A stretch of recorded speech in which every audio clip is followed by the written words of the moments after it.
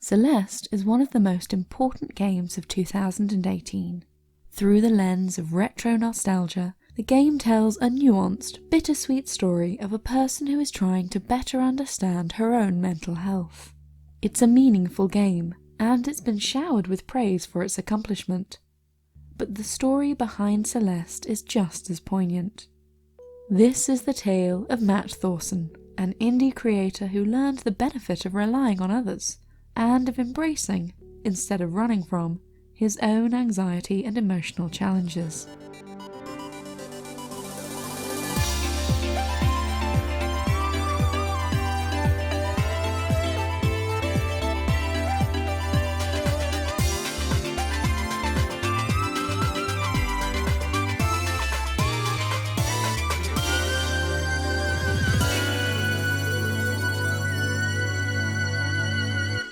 Matt Thorson always wanted to make games. When he was young, he would fill notebooks with his own level designs, coming up with ideas for his own 2D platformers that were heavily inspired by Super Mario Bros. Games were an escape for Matt. When the world got too hectic and confusing, he'd retreat into the 16-bit world of his Super Nintendo. Considering the emotional impact that these games had on him, it made sense that he wanted to try making his own similar interactive experiences. His mother, eager to support her son's creative hobby, found the tool Game Maker and helped him to get involved with a community of hobbyist game creators that would help teach him how to make his ideas a reality. This community was important to Matt. He wasn't simply making games in isolation, but with peers to help and support him. Through his early days with Game Maker, Matt made lifelong friends. As Matt got older, he got better and better at making games, and he began earning a small amount of money as a developer. His small side projects were hardly a huge deal at the time, but they brought in enough pocket money to keep him going, and it was fun to make games as a part-time job. By his time at university, these side projects were paying his rent and tuition. When it came time to graduate, Matt found himself at a crossroads. He'd initially decided to study at university in order to get a job at a games studio, but he was doing just fine financially by himself, so what was the point of joining a studio at all? Matt decided to go things alone. This was a life-changing epiphany, and it shaped his progression as a developer for years to come.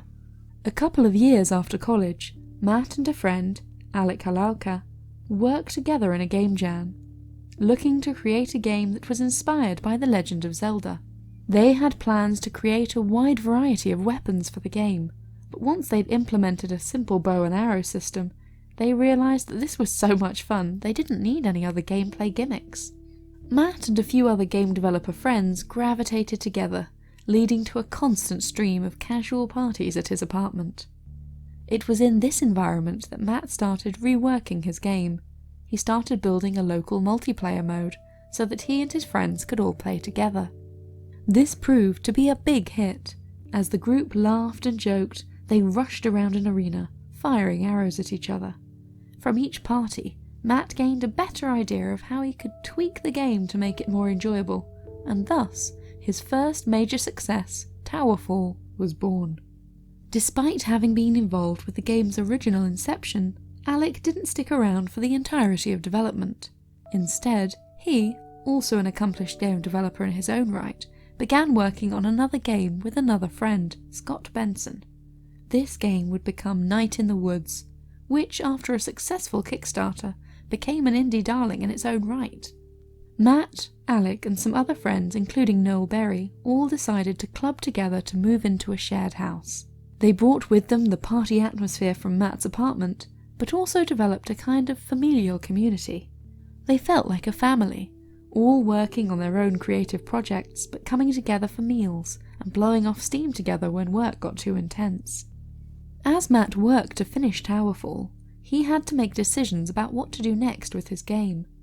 Against all the advice of his peers, he decided to sign an exclusivity deal with a single platform, the then upcoming Android-based games console, the Wii U. As strange as this idea sounded, Matt felt that it was a smart move.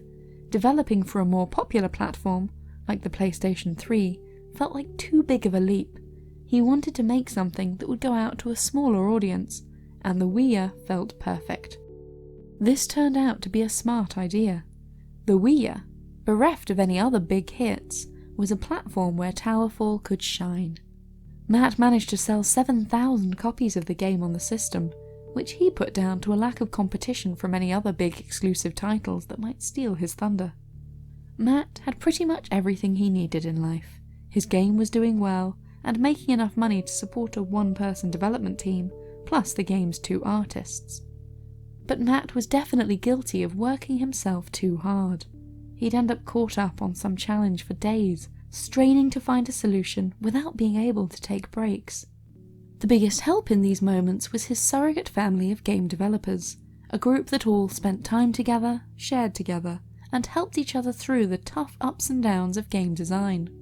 This support network was important to him. Aside from anything else, it kept him from feeling lonely when his mood took a dip. As Matt began making a PlayStation 4 re-release of his game, titled Towerfall Ascension, he began to feel anxious. He was worried that the game might upset the delicate balance of his house. Commenters, having latched onto Towerfall as an indicator of big things to come, were predicting that its sequel would be a much bigger deal now that it was going to debut on more popular gaming platforms. George Broussard, the creator of Duke Nukem 3D, even messaged Matt to ask him if he was ready to become a millionaire. Matt was definitely not ready. In fact, he was very anxious about the whole idea. Sure, he wanted lots of people to play his game, but he was afraid that his family of game designers would fall apart if he got too wealthy. It was, then, something of a relief when the game only managed to bring in about $500,000. This was still a lot of money, but not enough to break up Matt's family. What came next, though, would be a far greater challenge. Matt and another member of his little gaming community were about to begin on a small project that would change their lives forever. Celeste was never meant to be a big deal. Matt and his housemate Noel began experimenting with a Pico 8, an imaginary games console that can be emulated on a real PC. Over the course of 4 days, they threw together a simple platforming game about climbing a mountain. They named this game Celeste, and released it online for free. The project finished, they moved on. Then, a couple of months later, the pair began pondering what more they could do with the basic idea. Matt was inspired by his favourite film, Whisper of the Heart. He wanted to make a game that was more somber, more reflective than the frenetic multiplayer action of Towerfall. What would happen if he and Noel stripped away the combat present in Towerfall to instead focus totally on platforming? What if they used this game to tell a more involved story about personal struggles and challenges? At first, the pair assumed that Celeste would only take a few months to complete. Very quickly, it became apparent that this was a far bigger project than they'd initially anticipated. They worked hard to make the lead character, Madeline, feel as fleshed out and well-rounded as possible. She wasn't to be simply a blank slate, as many game protagonists are. Instead, she had wants, dreams, desires, and her own personal demons. Matt drew particular influence from the work of Feminist Frequency's Anita Sarkeesian. He was a big fan of her Tropes vs. Women series, and had even included a character based on Anita in an expansion for Towerfall. He wanted Madeline to feel like more than just a collection of gaming tropes, and instead, like a believable female character. Even as this new Celeste began to take form, and as the pair incorporated themes of mental illness into the story, it was unclear where all this was going. And then, suddenly, things clicked for Matt. He'd always suffered from anxiety. When he was younger, he'd used his Super Nintendo as a way to escape these feelings. That was what had led him to make games in the first place. But game making also triggered his anxiety. He'd be stuck working to escape his own mental illness, trying to beat it back, but making things worse for himself at the same time. Celeste was a reflection of this. It became a game about trying to run away, to escape from anxiety and depression, to climb a mountain and complete an insurmountable task in a desperate attempt to achieve peace and accept that some things are beyond our control.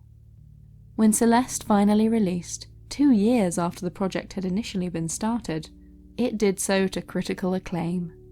It became one of the best-loved indie games on the Switch overnight, and picked up many numerous accolades, including winning Best Indie Game at the 2018 Game Awards. While Celeste was a more solitary game than Towerfall, it seemed that Matt's exploration of anxiety and depression resonated with a lot of people. He was clearly far from alone. The moral of the story is that trials can be turned into something beautiful. Matt Thorson reflected on and embraced his own personal anxieties and mental health struggles. He found a way to use them to create a video game that has touched the lives of thousands of people. Take care of yourself. Surround yourself with people who care about you. Your personal challenges might be hard to bear, but if you are patient, you can turn negative experiences into something unique and wonderful.